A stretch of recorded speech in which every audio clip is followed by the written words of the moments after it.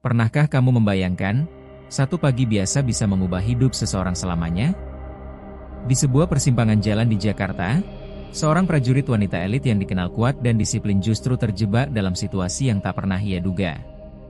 Berawal dari keterlambatan, sebuah kelalaian kecil, dan satu lampu merah, semuanya berubah menjadi mimpi buruk. Seorang aparat yang seharusnya melindungi justru melanggar batas, memicu emosi, ketakutan, dan kemarahan yang terpendam. Saat kesabaran habis dan harga diri diinjak, satu panggilan telepon mengungkap kebenaran besar yang mengejutkan semua orang. Jabatan, kekuasaan, dan masa depan dipertaruhkan dalam hitungan menit. Ini bukan sekadar cerita jalanan, ini kisah tentang keberanian, integritas, dan konsekuensi dari satu sikap salah. Jangan kemana-mana, karena cerita ini akan membuatmu berpikir ulang tentang arti keadilan. Jangan lupa like dan subscribe agar dapat melanjutkan cerita ini. Pagi itu tidak dimulai dengan tenang, justru dibuka oleh suara napas Sarah yang terengah saat ia terbangun dari tidur yang terlalu singkat. Matanya membelalak ketika melihat jam dinding menunjukkan waktu yang tak seharusnya. Jantungnya berdegup lebih cepat dari biasanya, bukan karena latihan fisik, melainkan karena rasa bersalah yang langsung menghantam dadanya.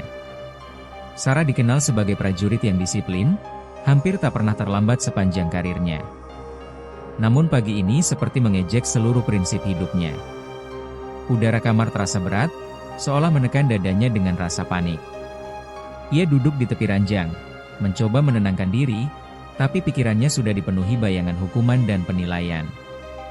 Dalam hati, ia berjanji pagi itu akan menjadi pengecualian terakhir dalam hidupnya. Dengan gerakan tergesa, Sarah meraih seragam loreng hijaunya, seragam kebanggaan sebagai anggota Kopassus di bawah naungan TNI. Tangannya sedikit gemetar saat mengancingkan baju, bukan karena takut pada latihan, tapi karena takut pada keterlambatan yang memalukan. Rambutnya hanya diikat seadanya, tanpa cermin, tanpa rapi yang biasanya ia jaga. Ia tahu, penampilan bukan segalanya, tapi disiplin adalah nyawa seorang prajurit. Sepatu dipakainya sambil berdiri, hampir saja salah. Setiap detik terasa seperti musuh yang mengejarnya. Dalam benaknya, ia terus bertanya, mengapa hari ini semuanya terasa salah sejak awal? Sarah menyalakan motor metik putihnya dan melaju keluar dari rumah tanpa menoleh ke belakang. Angin pagi menerpa wajahnya dengan dingin yang menusuk, membuat pikirannya sedikit jernih namun juga memunculkan kegelisahan baru. Jalanan Jakarta mulai ramai, klakson bersahutan, dan matahari perlahan naik di antara gedung-gedung tinggi. Ia melaju lebih cepat dari biasanya, menyalip kendaraan dengan fokus penuh. Namun di tengah kecepatan itu, ada perasaan aneh yang menyusup, seperti firasat yang tak bisa dijelaskan. Dadanya terasa sesak, tapi ia mengabaikannya, menganggap itu hanya efek keterlambatan. Sarah tidak sadar bahwa satu kelalaian kecil telah terjadi sejak ia keluar rumah. Saat berhenti sejenak di belakang truk besar, Sarah merasakan angin langsung menerpa rambutnya tanpa penghalang. Seketika alisnya berkerut, dan tangannya refleks meraba kepala. Detik itu juga, wajahnya berubah pucat. Helmnya tertinggal. Napasnya tertahan, pikirannya kosong selama beberapa detik, sebelum akhirnya dipenuhi rasa cemas. Ia tahu betul aturan lalu lintas, apalagi sebagai aparat negara. Ada dorongan untuk berbalik arah, namun waktu sudah terlalu mepet. Ia memilih melanjutkan perjalanan dengan harapan tidak terjadi apa-apa. Keputusan itu terasa berat, seperti perjudian yang tak seharusnya dilakukan. Lampu merah di kejauhan mulai terlihat, dan Sarah terpaksa memperlambat laju motornya. Ia menarik napas panjang, mencoba menenangkan diri di tengah kebisingan kota. Di sisi persimpangan, samar-samar ia melihat sosok berseragam polisi berdiri tegak. Jantungnya kembali berdegup lebih kencang, kali ini bukan karena terlambat, melainkan karena firasat yang semakin kuat. Ia menunduk sejenak, berharap lampu segera hijau dan ia bisa melaju tanpa masalah. Namun pagi itu seolah memiliki rencana lain. Tatapan dari kejauhan terasa mengarah padanya, meski ia belum benar-benar menoleh. Di persimpangan itulah, takdir mulai bergerak, dan hidup Sarah perlahan memasuki arah yang tak pernah ia bayangkan sebelumnya. Lampu merah itu terasa lebih lama dari biasanya, seolah sengaja menahan Sarah di tempat yang paling tidak ia inginkan. Suara mesin kendaraan di sekelilingnya berdengung, bercampur klakson yang tak sabar. Sarah menegakkan punggungnya, mencoba menjaga wibawa meski tanpa helm di kepala. Matanya menatap lurus ke depan, berharap tidak menarik perhatian siapapun. Namun harapan itu runtuh ketika langkah sepatu mendekat dari sisi kanan. Bayangan seseorang menutupi sinar matahari pagi. Jantung Sarah kembali berdegup, kali ini dengan irama yang tidak nyaman. Ia tahu, momen yang ia takuti akhirnya datang. Anton berdiri di samping motornya dengan sikap santai, seragam polisi lalu lintasnya rapi dan mencolok. Senyum tipis terukir di wajahnya, bukan senyum profesional, melainkan senyum yang membuat Sarah tidak tenang. Matanya menelusuri sosok Sarah dari ujung kepala hingga kaki, seolah lupa pada tugas utamanya. Sarah menoleh, menatap balik dengan wajah datar namun tegang. Ia langsung menyadari kesalahannya dan memilih jalan yang paling jujur. Dengan suara tenang namun penuh tanggung jawab, ia mengakui kelalaiannya dan meminta maaf. Dalam pikirannya, ini seharusnya selesai dengan prosedur biasa. Namun situasi justru bergerak ke arah yang tak terduga. Anton tidak segera menegur atau menyiapkan surat tilang. Ia justru melontarkan kalimat ringan yang terdengar seperti candaan, namun terasa tidak pada tempatnya. Waktu terus berjalan, lampu merah sudah berganti hijau dan merah kembali, namun mereka masih di sana. Sarah mulai merasa tidak nyaman, kegelisahan menyusup ke dadanya seperti api kecil yang perlahan membesar. Ia mencoba tetap sopan, menjaga sikap sebagai prajurit Kopassus yang terbiasa menahan emosi. Namun setiap detik yang berlalu membuat batas kesabarannya semakin menipis. Ia menyadari bahwa situasi ini bukan lagi soal aturan lalu lintas. Ada sesuatu yang terasa salah, dan insting militernya mulai berbicara. Nada bicara Anton semakin berani, dan itu membuat darah Sarah berdesir. Ia menegakkan bahu, sorot matanya berubah tajam, berbeda dari sebelumnya. Beberapa pengendara lain mulai melirik, merasakan ketegangan yang tak terlihat namun terasa. Sarah mencoba mengakhiri percakapan dengan tegas, meminta agar proses tilang dilakukan atau ia dipersilakan pergi. Namun Anton justru terlihat menikmati posisinya, seolah memiliki kendali penuh atas keadaan. Rasa marah bercampur kecewa menyelimuti hati Sarah. Ia merasa diremehkan, bukan sebagai prajurit TNI, tapi sebagai manusia. Dan perasaan itu jauh lebih menyakitkan. Di tengah tekanan itu, pikiran Sarah melayang pada satu hal yang selama ini menjadi pegangan hidupnya, kehormatan. Ia sadar, apapun yang terjadi setelah ini akan membawa konsekuensi besar. Ia menatap Anton sekali lagi, kali ini tanpa ragu, seakan menantang ketidakadilan yang berdiri di depannya. Tangannya perlahan meraih ponsel di saku seragamnya, bukan sebagai ancaman, melainkan sebagai langkah terakhir untuk melindungi diri. Anton tidak menyadari perubahan itu, terlalu larut dalam kepercayaan dirinya sendiri. Jalanan Jakarta tetap bising, namun bagi Sarah, dunia seolah menyempit hanya pada persimpangan itu. Dan di sanalah, konflik yang lebih besar mulai terbentuk, siap meledak kapan saja dan mengubah nasib semua yang terlibat. Situasi di persimpangan itu semakin menekan, seolah udara di sekitar Sarah menebal dan sulit dihirup. Lampu lalu lintas kembali berganti warna, kendaraan datang dan pergi, namun ia tetap terjebak di tempat yang sama. Waktu terasa berjalan lambat, sementara detak jantungnya semakin cepat. Sarah merasakan campuran emosi yang tidak biasa baginya, marah, kecewa, dan waspada dalam satu tarikan napas. Ia telah menghadapi medan berat dan latihan ekstrim, tetapi tekanan mental seperti ini terasa berbeda. Ini bukan tentang fisik, melainkan tentang harga diri. Ia menyadari bahwa dirinya sedang diuji, bukan sebagai prajurit, tetapi sebagai perempuan yang berdiri sendirian di ruang publik. Dan ujian itu terasa tidak adil sejak awal. Anton masih berdiri di dekatnya, dengan sikap yang semakin santai dan kata-kata yang makin sulit ditoleransi. Nada suaranya tidak lagi terdengar seperti aparat yang menjalankan tugas, melainkan seseorang yang lupa pada batas profesional. Sarah mencoba menahan diri, mengingat sumpah dan disiplin yang selalu ia pegang. Ia menarik napas dalam-dalam, berusaha tetap tenang meski dadanya terasa panas. Beberapa kali ia melirik sekitar, berharap ada rekan aparat lain yang menyadari situasi itu. Namun tak ada yang benar-benar mendekat. Perasaan terisolasi itu membuatnya semakin tegang. Ia mulai sadar bahwa diam terlalu lama justru memberinya kerugian. Dengan suara yang lebih tegas, Sarah kembali menyampaikan permintaannya agar prosedur dijalankan sebagaimana mestinya. Ia tidak berteriak, tidak membuat keributan, namun ketegasan itu jelas terdengar. Sorot matanya tajam, mencerminkan latihan dan mental seorang anggota Kopassus. Untuk sesaat, Anton tampak terkejut melihat perubahan sikap itu. Namun reaksi itu tidak bertahan lama. Ia justru menanggapi dengan sikap meremehkan, seolah yakin posisinya tak akan tergoyahkan. Saat itulah, sesuatu di dalam diri Sarah mulai runtuh. Bukan keberaniannya, melainkan kepercayaannya pada sistem yang seharusnya melindungi. Sarah melangkah sedikit lebih dekat, bukan untuk menantang secara fisik, melainkan untuk menegaskan batas. Suaranya lebih rendah, namun penuh tekanan, menandakan ia tidak akan mundur. Ia memperingatkan dengan jelas bahwa sikap itu sudah melewati garis. Detik-detik itu terasa menegangkan, seolah satu kesalahan kecil bisa memicu kekacauan. Anton tampak salah menafsirkan situasi, dan tindakannya selanjutnya semakin memperburuk keadaan. Sarah membeku sejenak, matanya melebar, tubuhnya kaku bukan karena takut, tetapi karena marah yang tertahan. Ia sadar, situasi ini telah berubah menjadi sesuatu yang serius.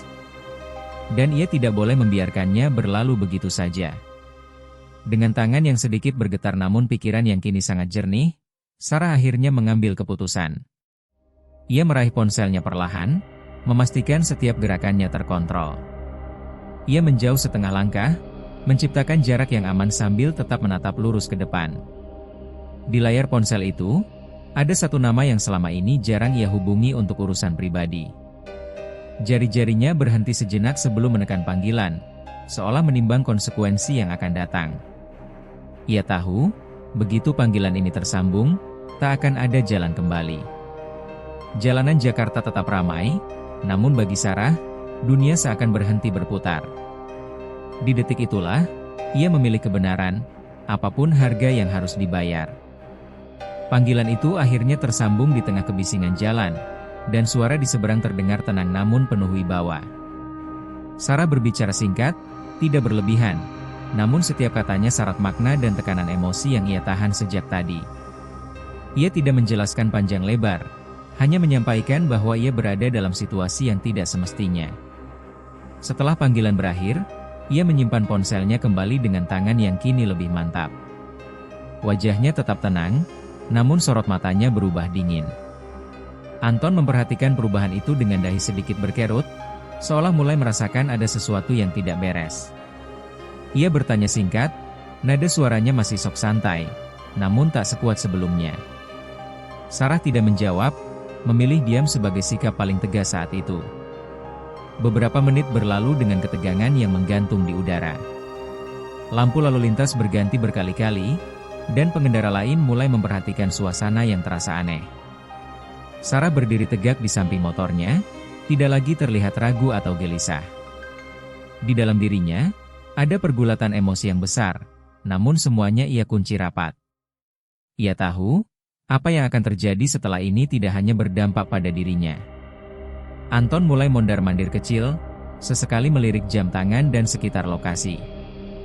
Raut wajahnya tak lagi percaya diri, melainkan dipenuhi tanda tanya. Instingnya sebagai aparat mulai memberi sinyal bahaya. Tak lama kemudian, sebuah mobil dinas berhenti tidak jauh dari persimpangan. Kehadirannya langsung mencuri perhatian, bukan karena suara sirene, melainkan karena aura yang dibawanya. Seorang pria parubaya turun dengan langkah mantap dan wajah serius. Tatapannya menyapu lokasi dengan cepat, lalu berhenti tepat pada sosok Sarah. Ada jeda singkat, cukup untuk memperlihatkan hubungan yang tak perlu dijelaskan dengan kata-kata. Anton membeku di tempat, napasnya tertahan, wajahnya berubah pucat. Nama dan jabatan pria itu terdengar dari percakapan singkat di antara aparat lain yang mulai mendekat. Saat itulah Anton menyadari, situasi ini jauh lebih besar dari yang ia bayangkan. Pria itu adalah pejabat tinggi di Polri, sekaligus ayah dari Sarah. Namun tidak ada perlakuan istimewa yang ditunjukkan di depan umum. Ia tidak memeluk, tidak menenangkan dengan kata lembut, melainkan berdiri sebagai penegak aturan. Dengan suara rendah namun tegas, ia meminta penjelasan singkat dari kedua belah pihak. Sarah menjawab dengan tenang, profesional, tanpa emosi berlebihan. Setiap kalimatnya terukur, seolah ia sedang melaporkan sebuah kejadian resmi. Anton mencoba berbicara, namun suaranya terdengar goyah dan tidak konsisten. Ketegangan mencapai puncaknya di detik-detik itu. Tanpa teriakan atau keributan, keputusan langsung diambil. Anton diminta meninggalkan posnya dan ikut ke kantor untuk pemeriksaan lebih lanjut. Beberapa rekan aparat mengangguk, memahami bahwa ini bukan persoalan pribadi, melainkan pelanggaran etika dan profesionalisme. Sarah berdiri diam, dadanya terasa berat meski wajahnya tetap datar. Ada perasaan lega, namun juga kecewa yang sulit dijelaskan. Ia tidak merasa menang, karena sejak awal ini bukan tentang kemenangan. Jalanan Jakarta kembali bergerak normal, namun bagi Anton, dunia seakan runtuh seketika. Dan bagi Sarah, babak ini hanyalah pintu menuju kebenaran yang lebih dalam dan konsekuensi yang tak bisa dihindari. Perjalanan menuju kantor terasa sunyi meski jalanan tetap ramai, seolah ketegangan ikut duduk di dalam kendaraan dinas itu. Sarah menatap keluar jendela tanpa fokus, pikirannya berputar antara marah, kecewa, dan lelah. Ia tidak pernah membayangkan pagi yang dimulai dengan keterlambatan akan berakhir seperti ini. Di sisi lain, Anton duduk dengan tubuh kaku, tatapannya kosong, dan napasnya tidak teratur. Rasa percaya diri yang tadi ia pamerkan di persimpangan kini menguap tanpa sisa. Ia mulai menyadari bahwa tindakannya memiliki konsekuensi nyata. Setiap meter yang mereka tempuh terasa seperti hitungan mundur menuju kenyataan pahit. Tidak ada lagi candaan, tidak ada lagi kuasa semu. Di dalam ruang pemeriksaan, suasana berubah semakin berat. Semua berjalan sesuai prosedur, tanpa emosi, tanpa drama berlebihan. Rekaman kamera lalu lintas diputar, menunjukkan dengan jelas apa yang terjadi di persimpangan pagi itu. Kesaksian disampaikan satu persatu, dan setiap detail menguatkan gambaran kejadian sebenarnya. Anton semakin tertunduk, wajahnya pucat, tangannya saling menggenggam erat. Tidak ada lagi ruang untuk menyangkal atau berkelit.